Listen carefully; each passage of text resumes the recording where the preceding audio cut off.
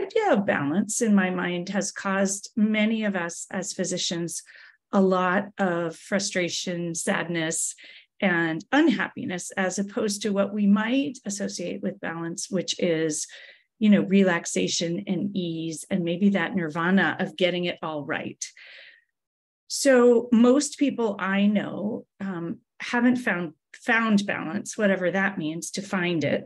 And we get frustrated that our workplaces haven't created something that allows us to have balance, or work-life balance was always the thing that was brought up during my years of physician wellness leadership. And that is something that I always thought didn't really exist. And so this talk is a little bit, I'm going to call it a little bit spicy in the thought of, I want to be really honest and transparent and authentic about how I feel about balance and other ways to think about what I think we all want, which may or may not be balanced. Some of you might like the word, and in which case you get to keep it, but I want to offer the opportunity that we might choose to think about it differently, and it might cost less energy and allow us to enjoy our lives more and be kinder to ourselves. So I hope that I will offer just some strategies to lessen some of that shame, blame, guilt, resentment, frustration around balance, and offer hope that there is something out there that feels like balance and that feels good, and that for each of us, it's going to look different, and the words that help us get there and feel it will be different. And I also want to sort of lessen this tension around it and the emotional expense of chasing balance and feeling like we have to find it or create it or develop more systems, programs, elaborate tools to make our lives work so that they're balanced, and also set up strong boundaries for balance. And I am also someone who doesn't love the idea of boundaries in the sense that they take a lot of energy. And so if we can come up with a different way of approaching it, setting an intention, we may find that we can have what we all hope for, which I think might be peace or presence or calm. I'm going to offer a number of different words rather than balance, and that we can do that with less effort. And so what I came up with for a title was this for the talk, because they asked me to talk about balance, was how to feel more balanced with less effort. But if you want to throw out the idea of balance altogether, you have my full permission to decide that balance actually takes work. And we'll talk a little bit about that from the yoga perspective as well. So the first tool I want to offer, even before I tell you a little bit more about my background and where I'm coming from, is the idea of word choice. And those of you who have worked with me know that I love words, and a podcast on words matter recently. And I think this word balance really matters, and how you feel about it really matters. And so I wanted at the very outset to give you the opportunity to just pause and think about how you feel about that word balance and how it makes you feel. And when you think of balance, what is that for you? And if you want to put it in the chat box, I always think it's a nice way to connect, even though we are on Zoom, if people want to just throw their thoughts about balance and what it means to you, or if you want something different than balance, what might that be? So I give you guys a moment to do that and let a few more folks into our conversation. And so what I hope to do is inspire you all, rather than the energy and graspiness that it can take to find balance, to offer this idea of relaxing in and letting go of that resistance. And for any of you who do yoga with me, when we do balance poses, there's a lot of tightening and grasping and resistance that comes up around this idea of balance. And so what if you could breathe as you are thinking about your life, and maybe even create a life that has breathing room rather than a balanced life, and really connect with this idea of peace and spaciousness and presence, and thinking about what it might be for you, and how could you find those things without doing more, without achieving more, without a checklist, without any systems, or one thing that comes to mind for me is like finally getting it right and not being judged for not getting it right. And or working harder. And so the perspective that I'm coming from is that I have worked to find balance much of my life I am a mom, I am a pediatrician, I'm now a coach and a yoga teacher. And I thought of all the roles that I have, and I encourage you guys to sort of put all of those out there and then decide how you feel about balance amongst all those roles. And so for me, I also do physician wellness. I am a daughter and a sister and a mother-in-law. I'm an almost grandma. I'm a business owner. And all of that to me could be this beautiful thing that it could all fit together in perhaps a pie shape or a bowl or a woven blanket. And that is what I envision balance would feel like. But I wouldn't have to be on, as someone mentioned in the chat box, a tightrope, or it doesn't have to be something that I have to achieve or accomplish or figure out how to make happen. And so I think this struggle for balance is real. And I think that coaching and yoga and mindfulness, and actually also years in sort of medicine, and for me as a pediatrician, watching moms try to find balance as parents and working parents and in families and the needs caring for our parents and our children and all the other roles that we play, you can really come to this idea of balance with a different lens. And perhaps when you do, you can find solutions that you couldn't find before. Now, if you feel open and spacious with this idea of balance, please, please, please keep it. I don't think there's a wrong or right way to do this. And that is going to be one of my messages about how to find what works for you, is to figure out what works for you as an individual. Many of us come to life thinking that there is a way to do it and directions and a recipe for finding balance or for finding fulfillment or being able to take care of yourself well or right. And for each of us, that's going to look very, very different. So in thinking about all of this, I wanted to offer maybe what it could look like. And as you think about all your roles, and I would encourage you to take a minute and just write down the roles that you have, if you have a pen and a paper, and if you don't, you can just think about them. All the things that you are, all the things that you want to be, and how you want to feel about being all of those things.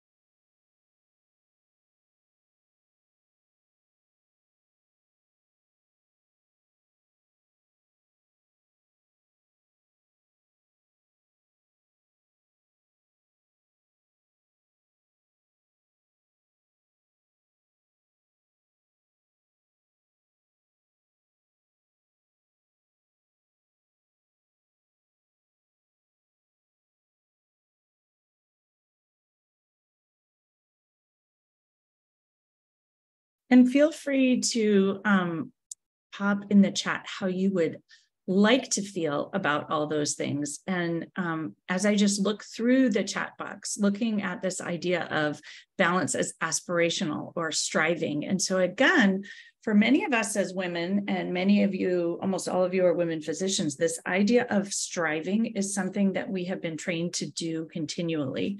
And so we strive for balance. We strive to feel good rather than relaxing in and allowing ourselves to feel good and enjoy it. And so I would like to offer that, is it possible for us to do this without striving and without pushing and without judging is one of the other things that comes to mind. And so when we think about balance as balance, so someone mentioned the tightrope walker, which I hadn't thought of.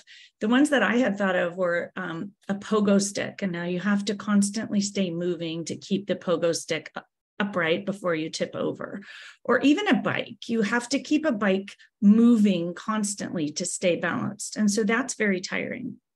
In yoga, if you think about Warrior 3 is the one I like to think about, you really have to use all of your muscles and you have to be hyper vigilant to stay balanced. And I think many of us are exhausted from that hypervigilance of trying to stay balanced or do something. You look at the dictionary definition, which I love. It's a state of balance. It's opposing forces, and it's steady so something doesn't fall.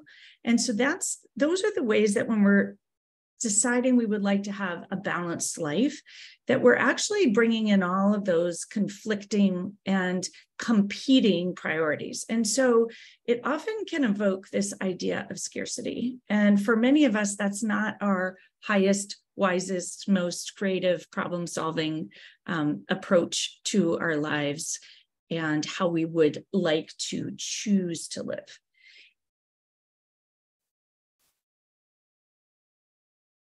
So in looking at the chat, just thinking wishes for ease, grace, and peace, and not losing your sense of self, I think is a beautiful way to think about this idea of balance. And so I encourage you to think of words that work for you. So the ones that I came up with were words that come to mind when you have that feeling of balance, which is that nanosecond moment when you're completely balanced and you're not tipping and you're not gripping to try to stay there. And that might be peace. It might be relaxed.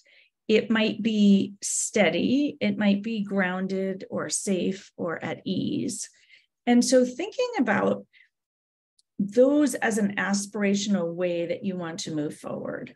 My ultimate word that I came up with as I was hashing through this idea of balance and what it meant and what messages the world is sending us by telling us we need to be balanced was that I wanted to be present.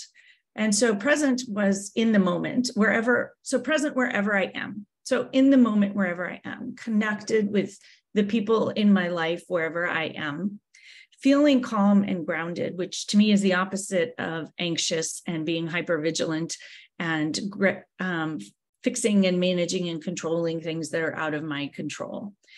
And one of the reasons that I love this idea of present is it seems possible. So balance seems maybe not totally possible, especially for humans like us who have all of these myriads of beautiful, important, meaningful roles. And many of us don't want to get rid of them. We think that in order to be balanced, we have to set boundaries and we have to say no, and we have to not be this person, and we have to spend less energy or attention on certain things. And yet I would offer that when we change the word to calm or happiness or contentment or grace or peace or ease, that all of a sudden we have more space to bring all of those beautiful roles together and to honor them and who we are, as opposed to the things that we just can't quite get right, if that makes sense.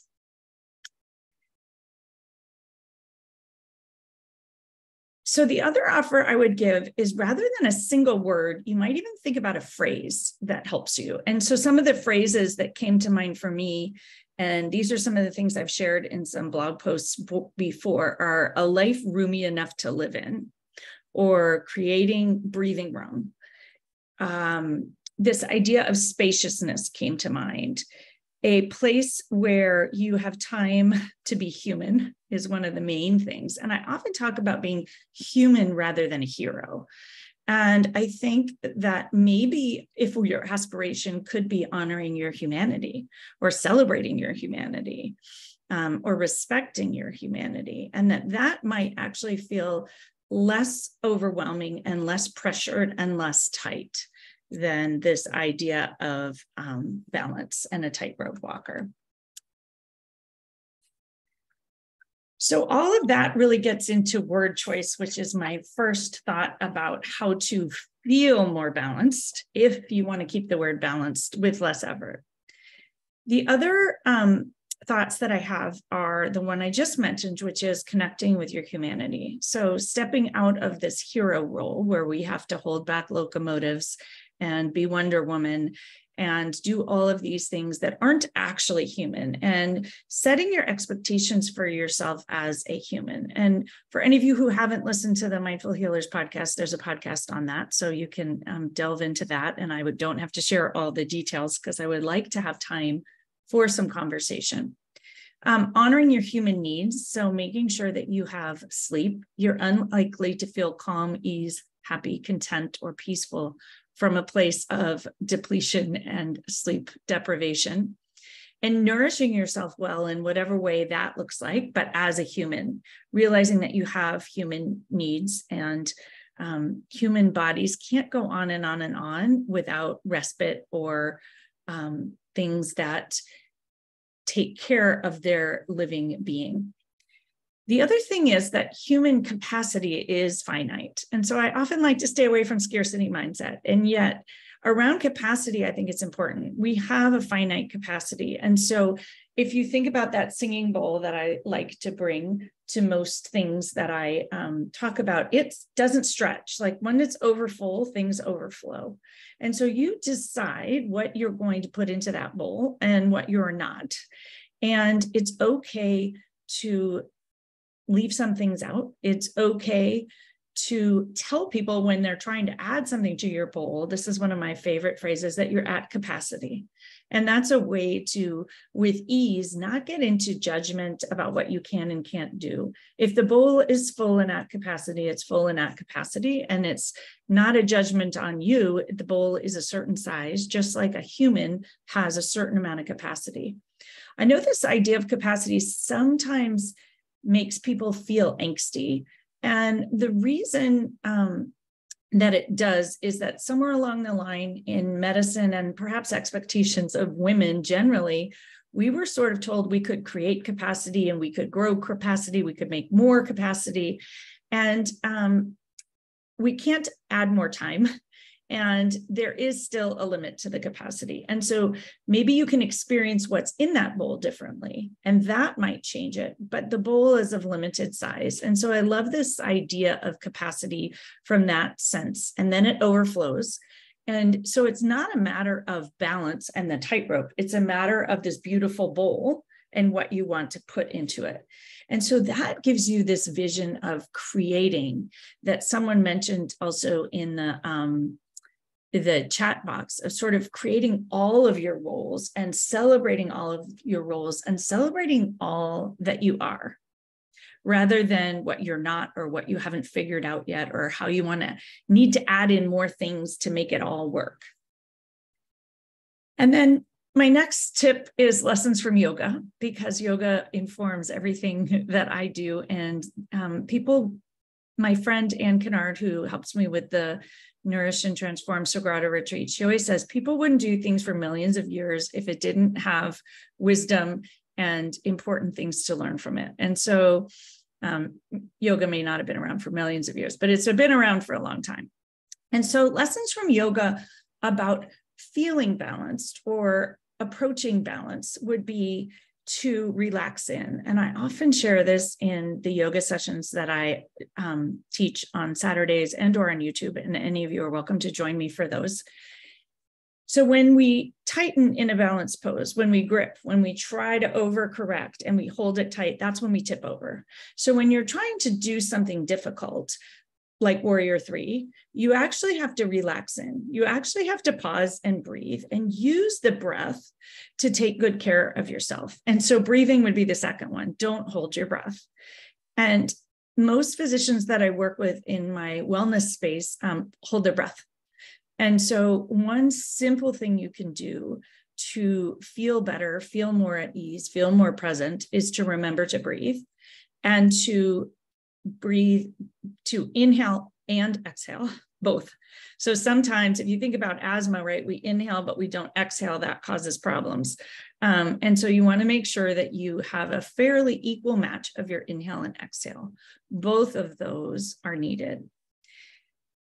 In yoga, we also take time to transition well, and we take time to set ourselves up well, moving from one place to the next. And so thinking about that message off the mat is how you can be in these situations where you are having a lot of different competing forces and different competing demands, thinking about standing on that one-legged Warrior 2, perhaps with your arm, or Warrior 3, sorry, with your arms sticking out. Like the things that help you do that are the same things that can help you do similar things in your life, raise children with special needs and have a relationship and have aging parents and grandchildren and leadership roles and all of the things. And so for that, a couple of other things relevant, having a healthy body. And so we often say, well, I don't have time to do these things, to take care of ourselves. But if you don't have a healthy body, everything takes more time, and finding ease and presence and capacity is impossible. And so starting by nourishing yourself well and nourishing your nervous system too. So when we are in fight or flight, we can't balance well. It's one of the reasons why we breathe in yoga and we upregulate our parasympathetic nervous system. And we start by relaxing in traditional yoga, is that when we come at things from that relaxed, more parasympathetic space, we are much more able to stretch and be more flexible and do things in creative, different ways. And so I encourage you to keep your nervous system healthy, your body healthy, and then it also takes a strong core. So that would be the lesson from yoga about finding balance, feeling balanced, and really bringing all of these things into your life that you would like to enjoy. And notice that when we talk about it from that lens, all of a sudden how you feel about it is much softer. And my guess is that different solutions are coming to mind, and we aren't coming from that old habitual scarcity, urgency, judgment, haven't done enough, why can't I figure it out, what's wrong with me energy, and that different solutions come to mind when we come from that space. So a few other lessons. So lessons from physiology, since most of you are in medicine. And so honoring diastole is part of being able to find balance or be present or find calm or feel grounded, or have a life that's roomy enough to live in. And so we need a healthy diastole to have a healthy systole. We can't be in systole all the time. And for those of you that are not in medicine, systole is where your heart pumps and diastole is where your heart relaxes and fills. And so if you don't have time to relax and refill, you actually don't function well. And you need to have that in every day. And you can't go through a whole week without diastole and then just try to catch up on it all. So for those of you who have a life where you live from vacation to vacation to vacation, it's not functionally healthy for your heart and your body and your spirit. And so matching diastole and systole, matching the inhale and the exhale. And as someone mentioned in the chat, exhaling before you inhale, so you have room to inhale, is really a beautiful way. You're really thinking about space. And once again, how you're going to use the space and how you're going to use the energy within your body to your advantage or strategically would be my thought. You can think about it also kindly. That would be another way to think about it if strategic isn't your highest, wisest self. And so a lot of this is thinking about what is your highest, wisest version of you, and where do you have your best energy, and where do you have the most ease in navigating all the challenges that come up. And just in case any of you think I'm sort of spouting off about this because I'm not practicing medicine right now. I meant to sort of share this in the beginning, but my journey in medicine was not easy and it was long. And I also spent a lot of time in different roles. And so first off, I will let you know that I had children, babies in medical school and residency and afterwards. So I tested out all the places to see which one was the best. And I had complications with pretty much all of them. And so I had a crash C-section, I had preterm labor. The crash C-section was as a medical student. I had preterm labor as a resident. My last one actually turned out better, probably because in that time they gave you, was when they decided you should have a rest before you had a baby. So they gave you 4 weeks off beforehand. And that made a huge difference. So it's evidence for a little diastole and rest when our bodies are trying to do hard things. I also was site chief of my department, and I was the chief of wellness. And in those two roles, saw those competing demands. How do you be the one who's responsible for wellness and also be the one who's responsible for helping people get their charts done and meeting all the metrics and seeing all the patients? And so a lot of this advice comes from those experiences of trying to figure it out and noticing the things that worked and didn't work.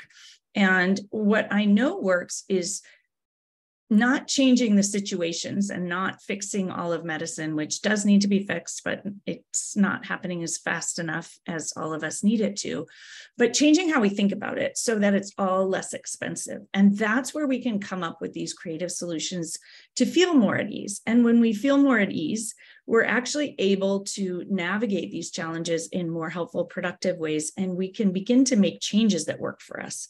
So it isn't just about accepting it, it's about optimizing yourself. And when we feel calm, at peace, present, whatever your word is, that's where we actually can make the most impact in our own lives and be as efficient, productive as we would like to be. Not that that is higher than relaxing and resting, but we need both. It's sort of the systole, diastole analogy. One other thought I want to bring to this idea of figuring out how to navigate it all with ease is the idea of seasons. And so nature helps us with this idea of seasons. And there are seasons, winter, where we hibernate and relax and reset and restore. And then there are other times when we're more active. And so there may be times in your career where you spend more time with your kids and work less. And I worked anywhere from 70% time to 120% time, depending on the different times in my career and the different roles that I had. And I think that we often come at those decisions from this place of urgency. I'll miss opportunities, or if I don't take this thing right now, it'll never come again. And so remembering that those are old habit thoughts and things always come again. And this may be your season of hibernation, maybe your season of parenting, it may be your season of caring for an elderly parent. It may be a season of focusing on your intimate relationships or a season of focusing on your health, that there isn't necessarily, we don't have to do it all at once, and that you can put different things in the bowl at different times and take them out at different times, and that you get to choose what feels most helpful for you. I think that many of us want the right answer. You want someone like me to come tell you, oh, this is how you do it. And my thought is, this isn't how we do it. We all do it in our own way. And learning to listen and honoring yourself is really key to that. And so one of the reasons that I think we struggle so much with this journey of balance or peace or contentment or presence, whichever version you like, is because we were taught not to listen to ourselves. And so one of the other tools I would offer is to pause long enough to listen to yourself and to trust yourself. And remembering that we were taught not to trust ourselves, to not even remember that we needed to go to the bathroom or sleep, we weren't hungry, all of these things. And so we pretty much disregard how we feel about things. And so reconnecting back to how you feel about things and noticing what works for you and what doesn't, and using your strengths and connecting to what works is a way to move forward through these journeys with more ease. So those are my main tips as a way to approach this. A couple of other practical suggestions, because I always like to give people something really easy and to start with. The first one is my absolute favorite, hand to heart. It feels good. It helps you get back into your body. It helps you listen. It upregulates your parasympathetic nervous system, decreases cortisol. And so it's something that I teach in almost all my yoga classes and is really a valuable thing to learn how to do. And you can join me for yoga to learn how to do it. And maybe we'll practice a little bit at the end if we have time. The other thing is to learn how you notice and how you best connect. So for some of you, that will be hand to heart. For me, it is. For some of you, it will be grounding. And for some of you, that will happen through your sit bones. For some of you, that will happen through your forehead. For some of you, that will happen by being in nature or a particular space. And so figuring out for you what that space, place, or action is that allows you to listen to yourself and know what works for you, and to be able to notice is really helpful. Some people, it's hand to belly. And so this is one of the things that I teach in a lot of my retreats, is to give people all the choices so you can figure out for you where you listen best, where you know yourself best, where you can hear. And a reminder that we definitely can't hear when we are rushing from place to place and moving around like a ping pong ball. And so slowing down is always going to be the first piece of that. And then figuring out, where do you go when you've slowed down? And again, this doesn't have to take hours. You don't have to sit on a mat and meditate for 45 minutes. If you have time, great. And if you like that, great. But many of us struggle with that because we're so used to going. And so for some of you, just hand to heart simply will be a practice where immediately you come right back into your body. And so finding something simple for you, it could even be, we were talking about tea at the beginning, a cup of tea that reminds you of something that brings you right back into that space in your body. And so I do encourage you to take a moment here and just think if you know what that is. And if you don't, set an intention to figure out what it is, test it out, play with it. Again, without judgment.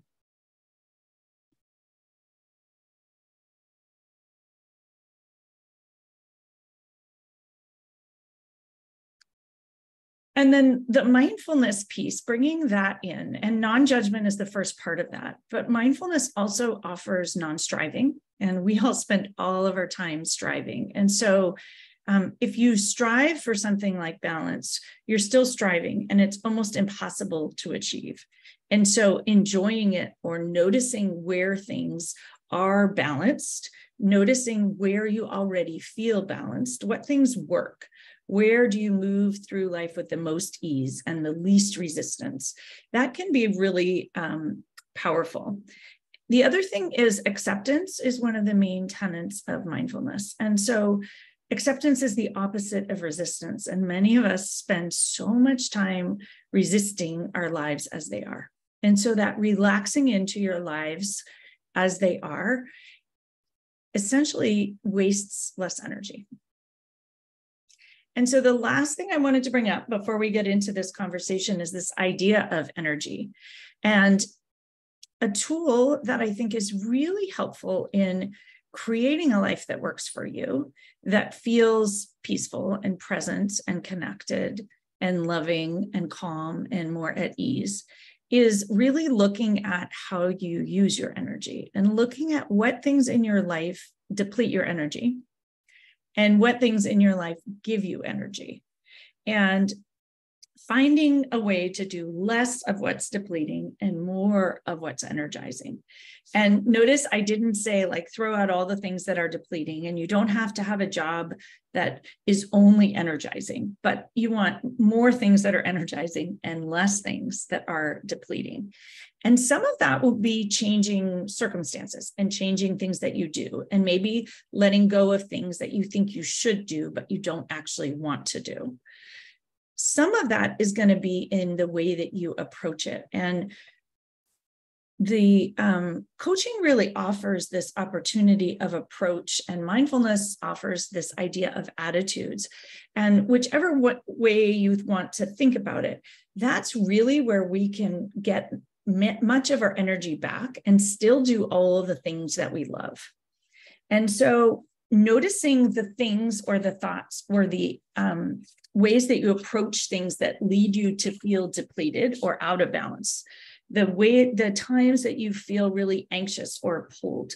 And so for me, those are bad habits, and they're habits of being urgent or urgency when it doesn't need to be there. So I call that the urgency tax. Scarcity does the same thing. When I feel like I don't have enough time, or I don't have enough money, or I am, for whatever reason, there's a scarcity of resources. And so if I can just eliminate that flavor, the scarcity flavor, all of a sudden I have more energy to do the things that I want to do and to enjoy them and to be present for them. Some other things that really can be expensive in this energy situation would be self-doubt. Indecision is another one. We have chronic indecision, frustration, and then the shame, blame, and guilt about what we haven't done, what we think we should have done. And many of our relationships with shame, blame, and guilt are just trained old habits. And so noticing where that comes up for you and how can you have a little bit less of that in your life? Maybe it's not needed. And for those of you who are in medicine, we were trained to embody shame, blame, and guilt most of our training. And so it's very expensive. And noticing where that comes up and where that's driving the things that you do, you can do so many of those things, expend a lot less energy, and then have more capacity to bring in the things that you enjoy and that you want. There's more room in the bowl when you throw out the shame, blame, and guilt. Other things that can get in the way that are expensive are the catastrophizing and the anxiety that comes along with that, the negativity bias, noticing all the things you haven't done rather than noticing the things that you have done, or focusing on your weaknesses and all the things that you need to fix, as opposed to all the things that you do well. And then this sort of attachment, I like to call it, to self-sacrifice and martyrdom, and that has been glorified.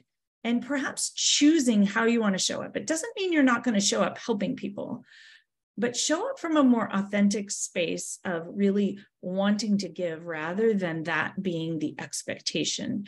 And noticing that when you sacrifice yourself, you actually sacrifice yourself.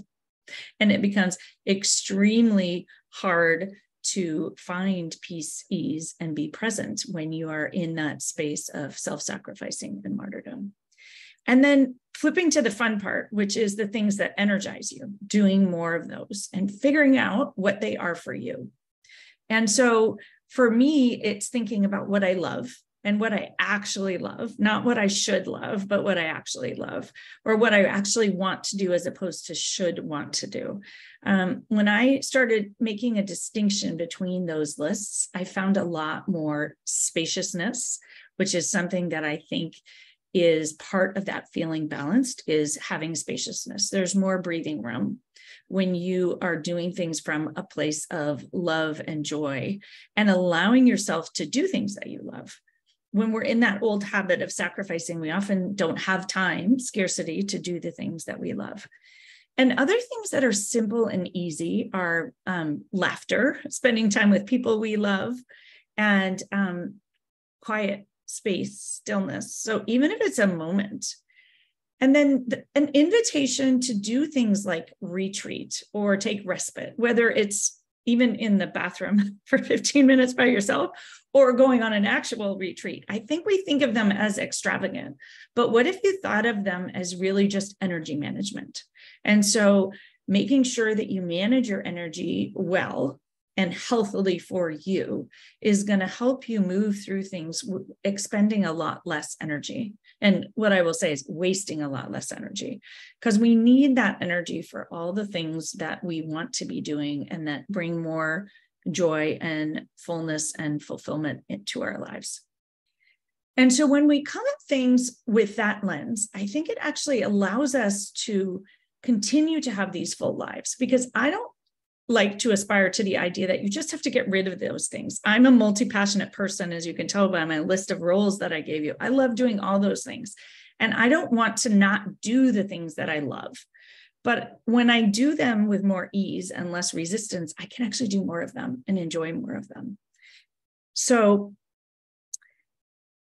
thinking about what energizes you, what depletes you, what you love, and remembering that there are seasons for all of these things too. So maybe it's not the season for a certain time, but that doesn't mean you won't ever be able to do it. And so when you're just thinking about it that way, less resistance, less expensive, and that season tends to come around more quickly again.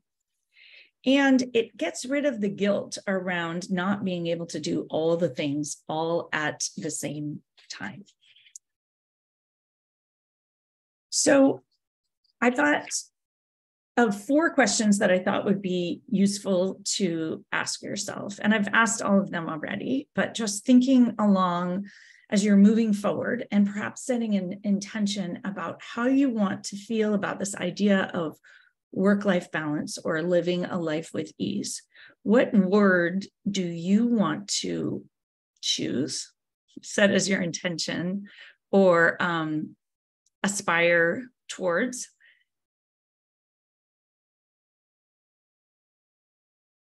And then I love that one, poise. That's a beautiful one. And I would love it if people would put their words in the chat box, because I think they inspire other people. And as soon as we see the word, all of a sudden you feel very different. That word poise is beautiful. And then asking yourself, and I'm going to borrow this word, I borrow your words, but what would love do? Or what would abundance do? Or what would ease do? What would poise do? Asking that question, so the word you want to embody, and then ask what would that word do? What would grounded do? And so, or what would grace do? And when you come at it from that question, all of a sudden it's very clear what you should do more of or less of. And so asking yourself that question. And the next question is, what do you need to do more of or less of to have more peace, lightness, grace, groundedness, easefulness, abundance, love, poise in your life? And what do you need to keep the same is the last piece. And I haven't mentioned this yet. And I think it's really important, because what you need to keep the same is what you're doing well. And we so often just think we're not doing any of it well. And so the things that you're going to keep the same are the things that you're doing well, acknowledging them and appreciating them. And so I invite you to actually ask that question at least once in a day. What did I do well today? How did I bring more peace into my life today? So not only what would peace do, but how did I find peace today? How did I enjoy peace? How did I create peace? I love this approach of sort of 360 when you pick that word. How did I bring peace to others would be another one. So I would love to have a conversation at this point, getting your thoughts, feedbacks, maybe sharing what either what resonated the most, what you want to take away, and or if there's something that you're still struggling with or want clarification, I would love to hear what that is.